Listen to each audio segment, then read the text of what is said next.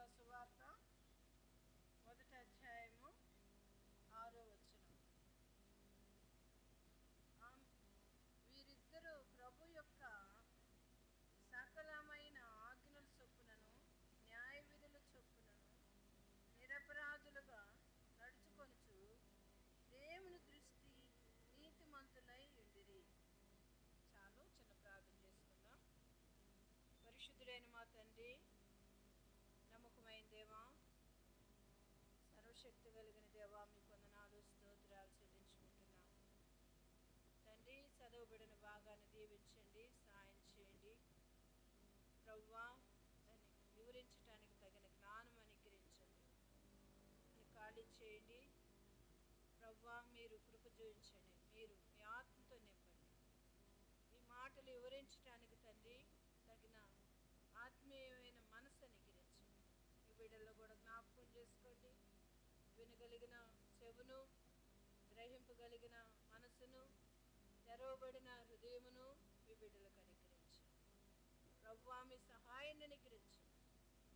వందనాలు చెల్లిస్తూ యేసు ప్రభు నామమున ప్రార్థిస్తున్నాం తండ్రి.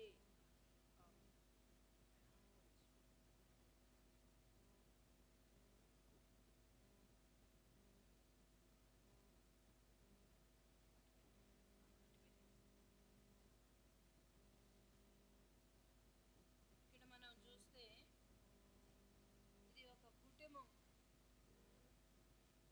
ఈమె ఇక్కడ వీరు ఎవరెవరంటే వీరిద్దరూ ప్రభు యొక్క సకలమైన ఆజ్ఞల చొప్పునను న్యాయ విధుల చొప్పునను నిరపరాధులుగాను నడుచుకొనుచు దేవుని దృష్టికి నీతిమంతులై, ఎవరి దృష్టికి? దేవుని దృష్టికి నీతిమంతులై ఉన్నారు. చాలాసార్లు మన ఆత్మీయ జీవితంలో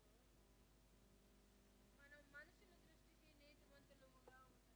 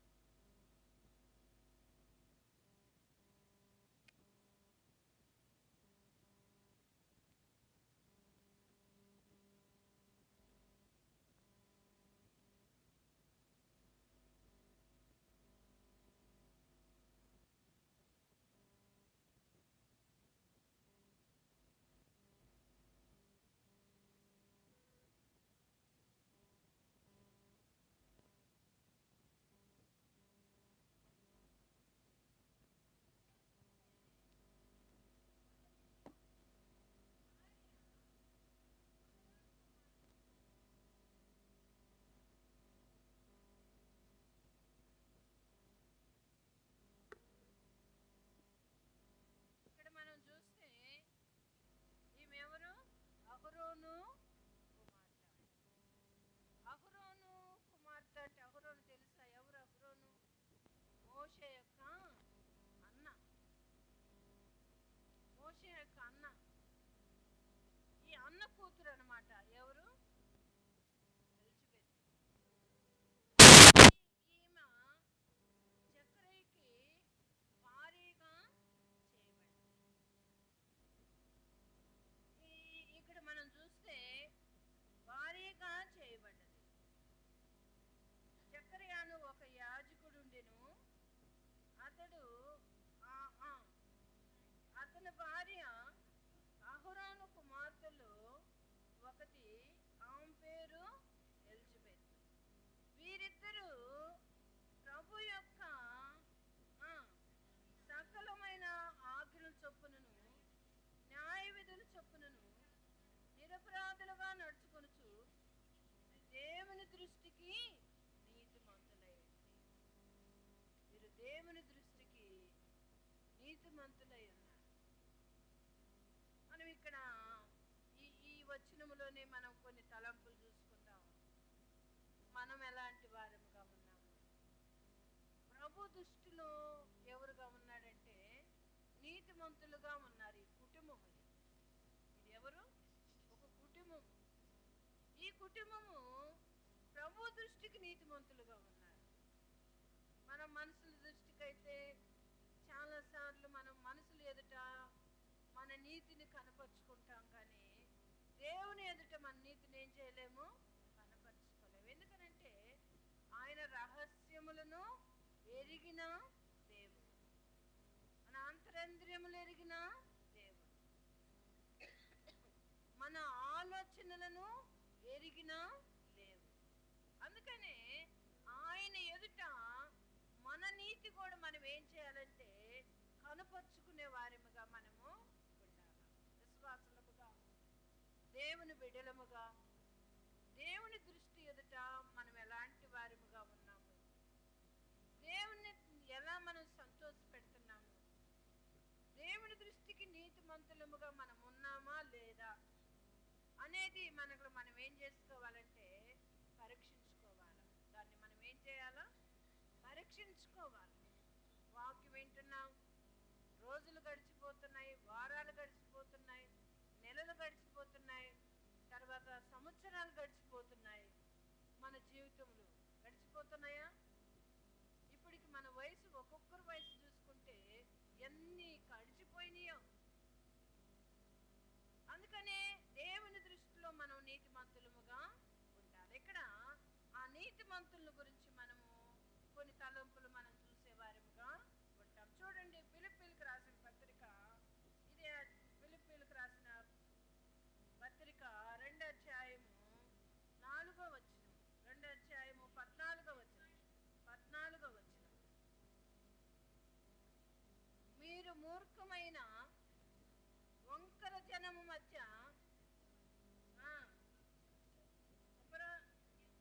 నిరపరాధులను, నిష్కలంకులను, అనిత్యులనై దేవుని కుమారులగునట్టు సనుగులను, సంశయములను మాని సమస్త కార్యములను చేయండి. ఇక్కడ ఏం మానాలంట? ఇక్కడ మీరు మూర్ఖులైన వంకర జనము మధ్య నిరపరాధులుగాను, నిష్కలంకులుగాను, అనిత్యులనై దేవుని కుమారులగునట్లు సనుగులను, సంశయములను మాని సమస్త కార్యములను చేయండి. నీతిమంతులు చేసే పనులు ఏంటంటే సనగరు. చాలాసార్లు మనకి ఏదన్నా చిన్న కష్టం వస్తే ఏం చేస్తాం? సనుగుతాం.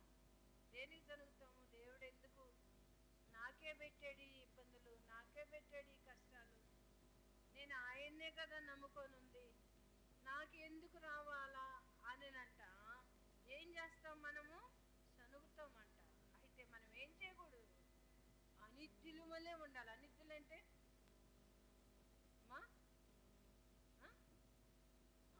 నిందలేనివా, నీతిమంతులు, అనిత్యులై ఉండాల.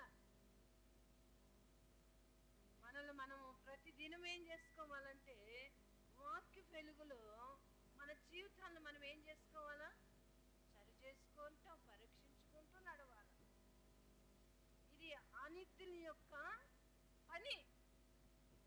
అందుకే ఇక్కడ మీరు మూర్ఖులకు, వంకర జనం మధ్య నిరపరాధులను, నిష్కలంకులను, అనిత్యులనై దేవుని కుమారులగునట్టు, దేవుని కుమారులగునట్టు మనలో ఉన్న ఈ బలహీనతను ఏం చేయాలి? మనము తీసివేసుకోవాలి. శ్రేలముగా వాక్యం వింటున్న మనము ఈ శరీర బలహీనతలన్నిటిని కూడా మనము తీసివేసుకోవాలి. ఇంకా చూడండి, 3వ అధ్యాయము 6వ వచనం.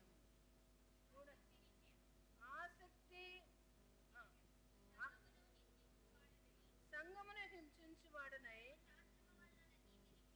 ధర్మశాస్త్రం వలన నీతి విషయము అనిత్యుడునై ఉంటిని. ఎవరంటున్నారు ఈ మాట?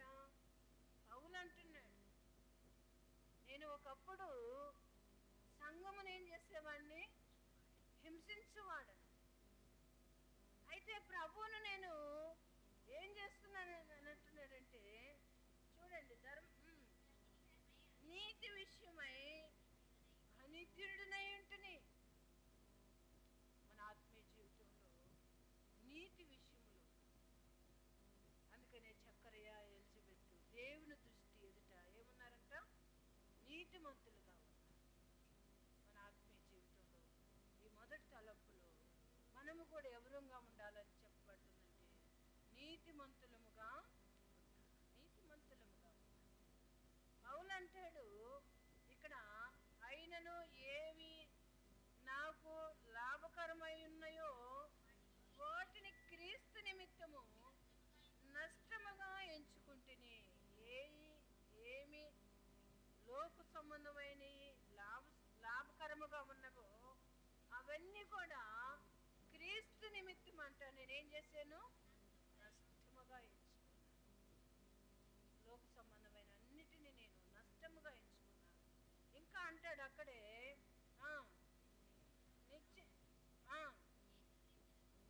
యేసుక్రీస్తును గుర్చిన అతి శ్రేష్టమైన జ్ఞానము సమస్తమును నష్టముగా ఎంచుకుంటున్నాను. దేని నిమిత్తము, యేసుక్రీస్తును గుర్చిన జ్ఞాన విషయంలో సమస్తాన్ని నేనేం చేస్తున్నాను, నష్టముగా ఎంచుకుంటున్నాను.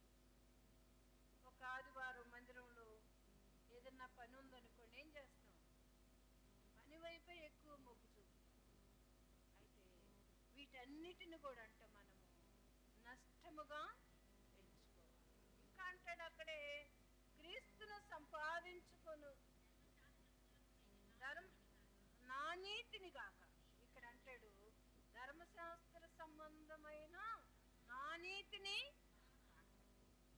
కొన్నిసార్లు మన స్వనీతి స్థాపింపబూనుకుంటామంట. స్వనీతి ఏంటేంటిది, మన ఆలోచన, నేనే నీతిమంతురాలను, నేనే నీతిని అనుసరిస్తున్నాను అనుకుంటామంట. అది స్వనీతి అంట. స్వనీతి కాదు ప్రభుకు కావాల్సింది. ప్రభు దృష్టిలో నీతి కావాలి. ఇంకా చూస్తే క్రీస్తునందలి విశ్వాసం మూలనైన నీతి అనగా విశ్వాసమును బట్టి దేవుడు అనుగ్రహించు నీతి గలవాడనై ఆయన యందు అగపడు నిమిత్తము ఏ విధము చేతనైనను మృతులలో నుండి నాకు పునరుత్థానము కలగవలనని ఆయన మరణ విషయంలో సమానుభావము గలవాడనై ఆయనను ఆయన పునరుత్థాన బలమును ఎరుగు నిమిత్తము ఆయన శ్రమలలో పాలిన వాడినవుట ఎట్టుదో ఎరుగు నిమిత్తము సమస్తమును నష్టపరుచుకొని వాటితో పెంటతో సమానముగా లోక సంబంధమైన వాటన్నిటినీ ఏమంటున్నాడు పౌలు, పెంటతో సమానంగా. అందుకనే లోక సంబంధమైన ఏవైనా ఉంటే వాటిని మనం ఏం చేసుకోవాలా, తీసివేసుకోవాలి. అప్పుడే మనం దేవుని దృష్టిలో నీతిమంతులముగా తీర్చబడతాం. అందుకే ఇక్కడ లూకాసు వార్త 6వ వచనం, మొదటి అధ్యాయం 6వ వచనంలో మనం చూస్తే, వీరిద్దరూ ప్రభు యొక్క సకలమైన ఆజ్ఞల చొప్పున న్యాయ విధుల చొప్పున నిరపరాధులుగా నడుచుకొనుచు దేవుని దృష్టికి నీతిమంతులై. మనమందరం కూడా దేవుని దృష్టికి ఏం కావాలా, నీతిమంతులం కావాలి. మన దృష్టికి కాదు. చాలాసార్లు మనకి ఇష్టమైనట్టు చేసి నీతిమంతురాలుగా అనుకుంటాం. అది కాదు. దేవుని దృష్టికి నీతిమంతులంగా మనం కనపడటానికి ప్రతి దినము మోకరించినప్పుడు ఏం చేయాలా, ప్రభువా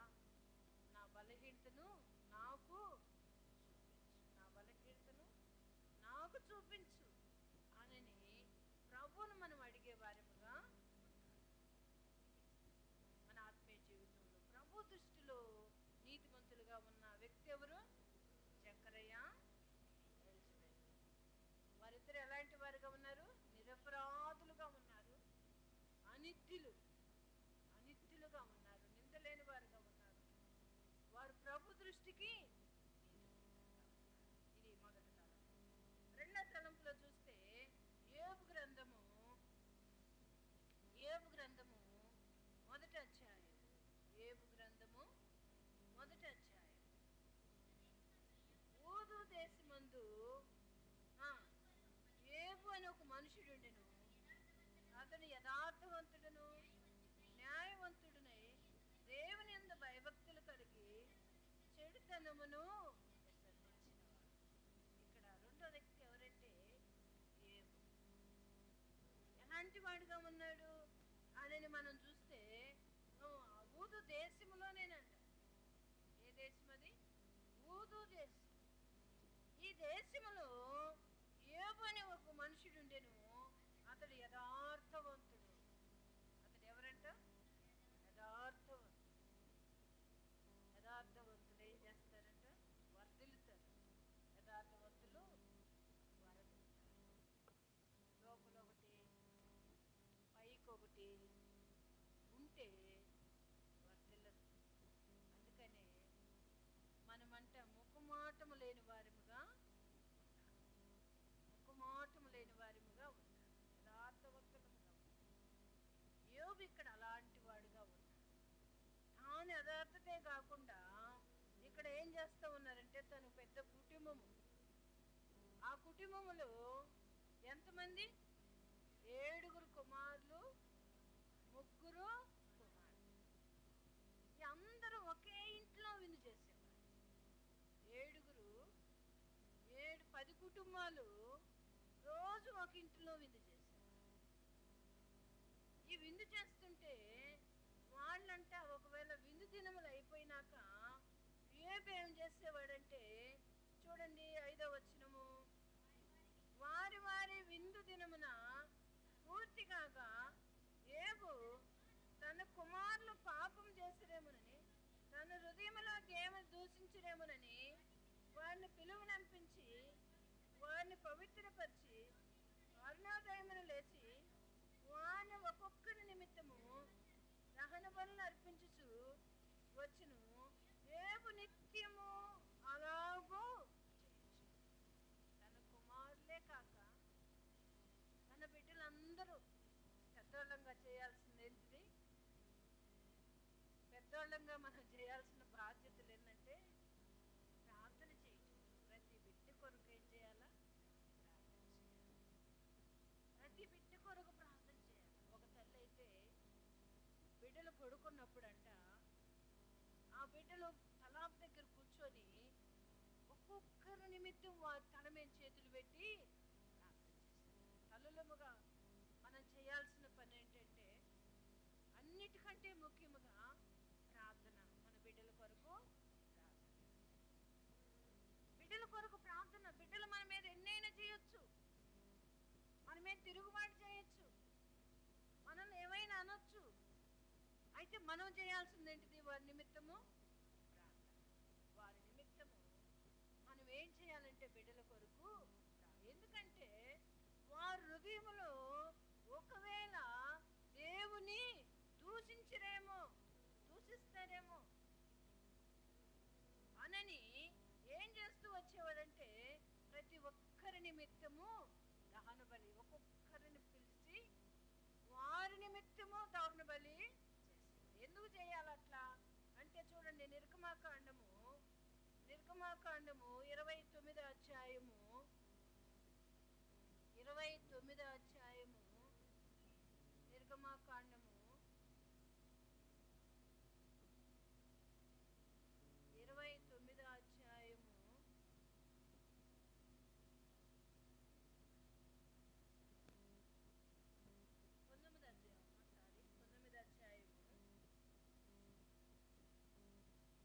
22వ వచనం. మోషే యెహోవాతో, ప్రజలు సీనాయి పర్వతం ఎక్కలేరు,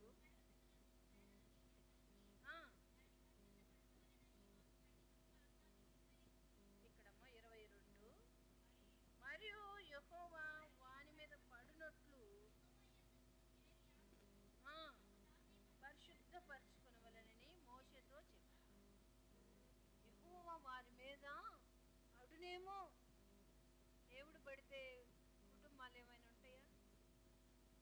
అందుకనే యోబు యొక్క బాధ ఏంటిదంటే, ఇక్కడ ఏ బిడ్డ మీద యెహోవా పడతాడు? ఇప్పుడు పడితే ఏమున్నది? అక్కడ నాశనం ఉన్నది. అందుకని వారి నిమిత్తం అంట యెహోవా పడకుండా ఉండటానికి ఒక్కొక్క బిడ్డను ఏం చేసేవాడు? పరిశుద్ధపరిచేవాడు. ఒక్కొక్క బిడ్డను ఏం చేసేవాడు? చూడండి అక్కడ, మరియు యెహోవా వాని మీద పడకుండానట్లు యెహోవా మీ యొద్ద చేరు యాజకులు తమ్మును తాము పరిశుద్ధపరచుకొనవలెను. యాజకులు ఏం చేయాలి? తమ్మును తాము పరిశుద్ధపరచుకోవాలి. ఎందుకంటే వీరు పరిశుద్ధపరిస్తే వారేమవుతారు? పరిశుద్ధపరచబడతారు. యెహోవా వారి మీద పడకుండా ఆ దోషములో, దోష శిక్షలో వీళ్ళు పడిపోకుండా దేవుడు ఈ వారి దోష శిక్షణకి ఏం కాకుండా వారి మీద పడకుండా. ఇంకా చూస్తే లేవియా కాండము 20 అధ్యాయము 26వ వచనం చూడండి. లేవియా కాండము 20 అధ్యాయము 26వ వచనం. యెహోవా నేను పరిశుద్ధుడు, మీరు నా వారైనట్లు అన్ని జనుల నుండి మిమ్మును వేర్పరచుకుంటే. ఇక్కడ ఏమంటున్నాడంటే 26వ వచనంలో, మీరు నాకు పరిశుద్ధులై ఉండవలెను. మీరు నాకేమై ఉండాలా? పరిశుద్ధులై ఉండాలి. అదే యోబు ఇష్టము కూడా. యోబు ఇష్టం ఏంటిది? దేవుని సన్నిధిలో యోబు బిడ్డలందరూ కూడా పరిశుద్ధులై ఉండాలి. అందుకనే పరిశుద్ధులై ఉండటానికి యోబు ఏం చేస్తామన్నాడంటే, ఒక్కొక్కరి నిమిత్తం ఏం చేస్తామన్నాడు? దహన బలి అర్పిస్తామన్నాడు. ఇంకా చూడండి, అక్కడే మనం చూస్తే సంఖ్యాకాండము 11వ అధ్యాయము 18వ వచనము. సంఖ్యాకాండము 11వ అధ్యాయము 18వ వచనము. నీవు జనులను చూసి ఇట్లనుము, మిమ్మును మీరు రేపటికి పరిశుద్ధపరచుకొనుడి. చాలు, మీరు రేపటికి ఏం చేయండి? రేపు మిమ్మును మీరేం చేసుకోండి? పరిశుద్ధపరచుకోండి. ఎక్కడ పరిశుద్ధత లేకుండా, అపవిత్రత మన హృదయములో ఉన్నదో, మనం దేవుని సన్నిధిలో మోకరించినప్పుడు దేవుడు తేటగా ఏం చేస్తాడు? మనకి మాట్లాడతాడు. అందుకని ఈ మాటలో మనం చూస్తే, నీవు జనములను చూసి ఇట్లనము, మిమ్మును మీరు రేపటికి పరిశుద్ధపరచుకునుడి. చాలు, రేపటికి మీరేం చేయండి? పరిశుద్ధపరచుకోండి. మనల్ని మనం ఏం చేసుకోవాలా? అపవిత్రమైంది ముట్టకుండా మనల్ని మనం కాపాడుకోవాలి. ఏం చేయాలా? మనల్ని మనము కాపాడుకోవాలి. అందుకని యోబు ఆ రీతిగా నిత్యము తన కుటుంబాన్ని ఏం చేస్తామన్నాడు? కాపాడుతున్నాడు ప్రతి దినము. ఇంకా చూస్తే చూడండి, యెహోషువ గ్రంథము 3వ అధ్యాయము 5వ వచనం. యెహోషువ గ్రంథము 3వ అధ్యాయము 5. రేపు యెహోవా మీ మధ్య అద్భుత కార్యములు చేయును గనుక మిమ్మును మీరు పరిశుద్ధపరచుకొనుడి. దేవుడు ఏం చేయటానికి? అద్భుత కార్యములు చేయడానికి. ప్రజల మధ్య దేవుడు మంచి కార్యాలు చేయటానికి. మన పరిశుద్ధత లేకుండా ఉంటే ఆ దేవుడు చేసే కార్యానికంట ఏమొస్తాయి? అడ్డముగా ఉంటాయంట. అందుకని ప్రతి దినము మన హృదయాన్ని ఏం చేసుకోవాలా? మనము పరిశుద్ధపరచుకోవాలి. దేంతో పరిశుద్ధపరచుకోవాలా? శరీరం అయితే స్నానం చేసుకుంటాం కదా. స్నానం ద్వారా కాదు, ఇది ఆత్మ సంబంధమైన వాక్యము ద్వారా మన హృదయాన్ని ఏం చేసుకోవాలి? మనము పరిశుద్ధపరచుకోవాలి. మన హృదయాన్ని మనము పరిశుద్ధపరచుకోవాలి. అందుకనే యోబులాగా మనము కూడా దేవుని సన్నిధిలో ఏం చేసే వారిగా ఉండాలా? పరిశుద్ధులు. ఎందుకు ఎందుకు అంటే యోబు నీతిమంతుడు. యోబు ఎవరు? నీతిమంతుడు. చెడుతనాన్ని విసర్జించిన వాడు. ఇంకా అక్కడే చూస్తే ఏమంటాడు?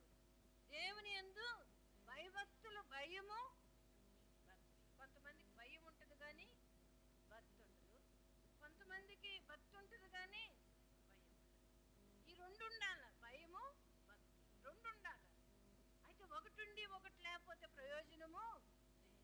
అందుకనే మనము కూడా మన కుటుంబాలు యోబు కుటుంబం వల్లే అద్భుత కార్యాలు మన కుటుంబాల్లో చేయాలంటే దేవుని సందులో మనం కూడా ఏం చేయాలా? ప్రతి బిడ్డ కొరకు పరిశుద్ధపరచాలి. వాళ్ళు నా మాట వింటారంటమ్మా, వాళ్ళు నేను చెబితే వింటారా, వాళ్ళు నా మాటకు విధేయత చూపుతారా? వాళ్ళు చూపుని చూపు పని, మన వంతు మనము మన పనిని మనము చేయాలి. మన పనిని మనము చేయాలి. అందుకని యోబు గ్రంథం మళ్ళీ మనం చూద్దాము. అతడు ఎలాంటి వాడు? యథార్థవంతుడు, న్యాయవంతుడు, దేవుని యందు భయభక్తులు కలిగిన వాడు, చెడుతనాన్ని విసర్జించినవాడు. మనం కూడా అలాంటి వారముగా ఉండాలి కదా. మనం కూడా దేవుని వాక్యం వింటున్నాం కాబట్టి చెడుతనాన్ని ఏం చేయాలా? విసర్జించాలి. విసర్జించటం అంటే విడిచిపెట్టాలి. పౌలు అన్నాడు కదా, ఏవి నాకు లాభకరమైనవో వాటన్నిటిని నేను పెంటతో సమానంగా ఏం చేస్తున్నాను? మన లాభాలు, మనకు వచ్చుబడి, దేవుని కంటే ఎక్కువగా మనం దేన్ని కూడా ఏం చేయకూడదు? ప్రేమించకూడదు. ఇది రెండో తలం. మూడోదిగా మనం చూస్తే చూడండి, అపోస్తుల కార్యములు 10వ అధ్యాయము మొదటి వచనం. అపోస్తుల కార్యములు 10వ అధ్యాయము మొదటి వచనం.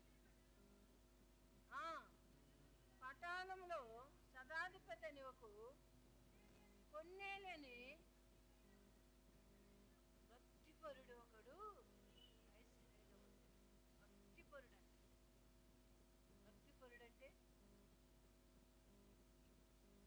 దేవుని భయము భక్తి రెండు ఉన్నాయి. భయం ఉన్నది, భక్తి ఉన్నది. భక్తి ఉన్నది, భయం, ఈ రెండు ఉన్నాయి. అయితే ఆ వ్యక్తి ఏం చేస్తున్నాడు? ఆ వ్యక్తి ఏం చేసేవాడుగా ఉన్నాడు? 2వ వచనం చూడండి. అతడు తన ఇంటి వారితో కూడా దేవుని యందు భయభక్తులు గలవాడై ఉండి ప్రజలకు బహు ధర్మము చేయొచ్చు ఎల్లప్పుడూ దేవునికి ప్రార్థన చేయవాడు. చాలు.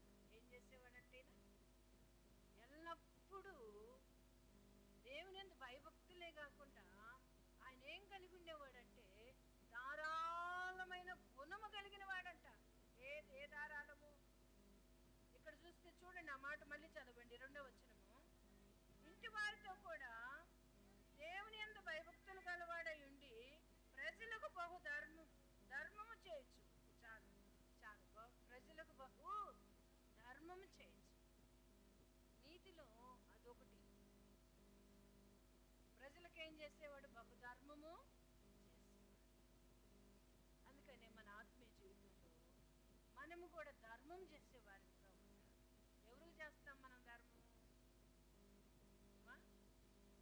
ఎవరో చేస్తాం. మనకు మళ్ళీ చేస్తారు అనుకుంటే వాళ్ళకి చేస్తాం కదా. మనకు మళ్ళీ చేస్తారనుకుంటే వాళ్ళకి చేస్తాం. వాళ్ళు ఒకసారి వచ్చి రెండోసారి వస్తే ఏం చేస్తాం? వాళ్ళు ఎవరో కూడా వాడి ముఖము చూడం.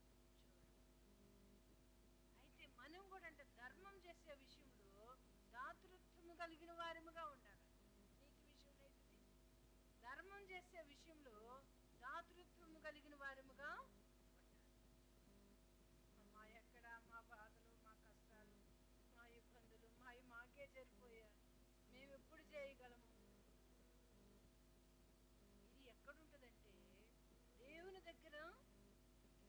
అందుకనే అక్కడ కొన్నేళ్ళతో ఆ దేవుని దూత అంటున్నది, కొన్నేళ్ళు నీ ధర్మ కార్యములు దేవుని సన్నిధికి జ్ఞాపకార్థముగా ఏం చేయండి? జ్ఞాపకార్థముగా చేయండి. నీతిలోనంట ఇది ఒక కార్యం అంట. దేవుని సన్నిధిలో నీతిమంతులుగా ఉండటానికి ఇది ఒక కార్యము. అందుకనే ఇక్కడ మనం చూస్తే చూడండి, 4 అధ్యాయము 34 చూడండి. అపోస్తుల కార్యములు 4 అధ్యాయము 34 భూములైనను ఇల్లైనను కలిగిన వారు అమ్మిన వాటి వెలదెచ్చి అపోస్తుల పాదముల యొద్ద పెట్టుచూ వచ్చిరి. వారి ప్రతి వానికి వారి అక్కర కొలది పంచిపెట్టిరి గనుక ఎవరికి కొదువో ఎవరికంటే ఏం లేదు. ఏంటంటే ఇక్కడ వారు కలిగినది ఏం చేస్తా వచ్చారంటే అపోస్తుల పాదముల యొద్ద పెడుతూ వచ్చారు. అపోస్తులు ఏం చేస్తా వచ్చారంటే ఆ కలిగినది ప్రతి వారికి ఏం చేస్తా వచ్చారు, వారందరికీ సమానముగా అక్కర కొలది. చాలాసార్లు వడ్డిచ్చేవాడు మనోడైతేనంట కడబంతిలోనన్నా వస్తుందంట. ఎందుకనేది స్వార్థం, అది మన అని అనుకునేది. ఇక్కడ ఎన్న అపోస్తులు అలాంటి వారు కాదు. ఎందుకంటే వారు అక్కర కొలది. మేము అద్దంకి వచ్చిన కొత్తల్లో ఒక బ్యాచ్ ఉండేవాళ్ళు, వాళ్ళే సర్వింగ్ చేసేవాళ్ళు. వాళ్ళకి ఇష్టమైన వాళ్ళకి 2 గంటలు వేసేవాళ్ళు. మామూలుగా అయితేమో కొద్దిగా వేసుకుంటా పోయేవాళ్ళు.